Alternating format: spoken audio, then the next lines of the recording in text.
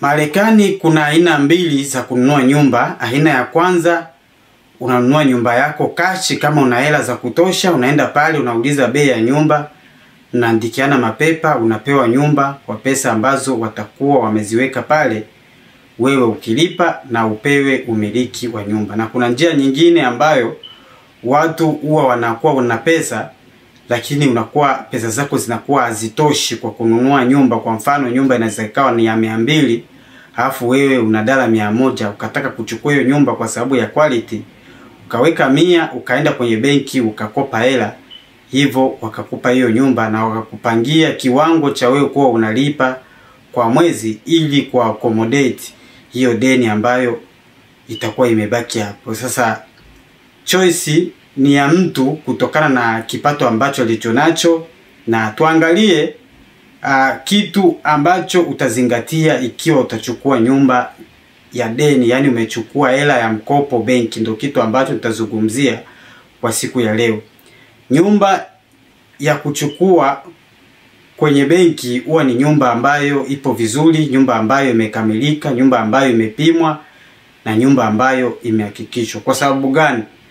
Yani ukishaenda kukopa pesa kwenye benki wanahakikishaga kwamba wewe unanunua nyumba ambayo itakuwa ina thamani na zile hela ambazo wamekupa. Kwa sababu ukishindwa kulipa hiyo deni, wao itawabidi waingize hiyo nyumba sokoni na warudishe pesa zao. Kwa hiyo wanafanyaga utafiti na kuangalia kila kitu chochote ambacho kinaweza kikawa kibaya kwenye nyumba, kuhakikisha kwamba nyumba ambayo wanayokupa itakuwa ni nyumba sahihi. Kipindi wewe utakaposhindwa kulipa ile deni, waingize hiyo nyumba sokoni, warudishe pesa zao, na hivyo ile hela ambayo wamekupa isiwe imepotea. Ndio maana ukichukua hela ya mkopo ukachanga na yako kununua nyumba hapa Marekani, unakuwa unapata nyumba kidogo ambayo inakuwa ni ngumu, na ni nyumba ambayo haina changamoto nyingi sana, kwa sababu ni nyumba ambayo itakuwa imepimwa. Sasa ukinunua nyumba kwa njia ya cash, inakuaga sometime ipo vizuri, lakini baada ya siku chache inakuwa inaleta matatizo, kwa sababu mwenye nayo labda ameingiza sokoni kwa sababu ya matatizo fulani ambayo hakutaka kukuonyesha, na hivyo ukaleta watu ambao wakafanya vipimo wasifanye vipimo ambavyo vinaeleweka. Kwa sababu hata watu ambao wanaokuja kupima manyumba huwa unawalipa, ni kutokana na professional. Kuna watu wengine unaweza kawaleta labda hawana elimu kubwa sana na masuala ya nyumba, wanakuja wanapima na kuambia ipo sawa, au wanaelewana na yule mwenye nyumba, wanakufanyia mchezo, unanunua nyumba alafu inakuwa na matatizo mengi. Lakini swala la wewe kununua nyumba hapa Marekani kwa njia ya mkopo linasaidia wewe kupata nyumba ambayo itakuwa ni ngumu, na ni nyumba ambayo itakuwa ina changamoto ndogo sana. Lakini vyote vinawezekana. Unaweza kununua nyumba ya deni ikaleta changamoto, ukanunua nyumba na pesa zako kama cash ikaleta changamoto.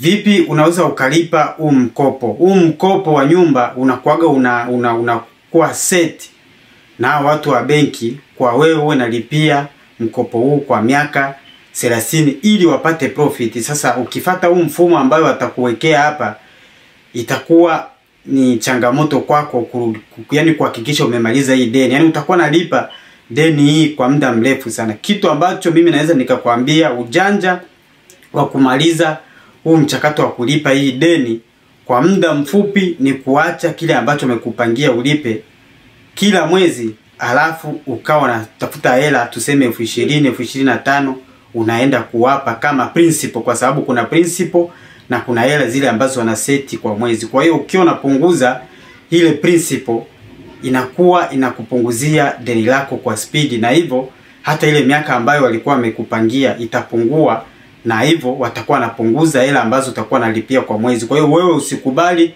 hata kama wakisema watapunguza hela ambazo utakuwa unalipia kwa mwezi, wewe waambie muache hapo. Kama ni 1,500, kama ni 1,000, hibaki kwenye 1,000, alafu mimi nitaendelea kupunguza kwa speed ili deni liishe kwa wakati ambao mimi ninaotaka. Lakini ukiacha wao wa control, wao wanashusha hiyo bei, wanaweza kukushia mpaka 100, unalipa 100 kwa mwezi, ili wewe uone kwamba ni hela ndogo, alafu waka maintain hiyo schedule ambayo itakuchukua wewe miaka 30 kulipa hiyo deni. Kwa hiyo unaweza ukafa ukawaachia watoto wako wanalipa deni ya nyumba.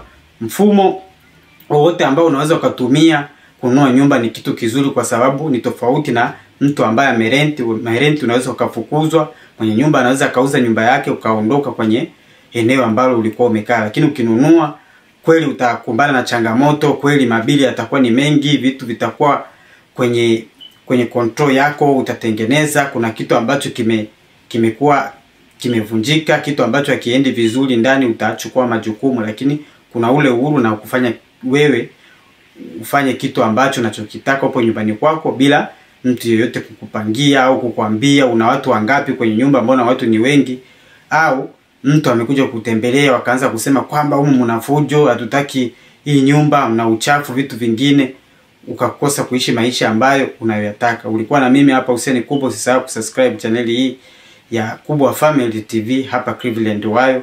Tunapatikana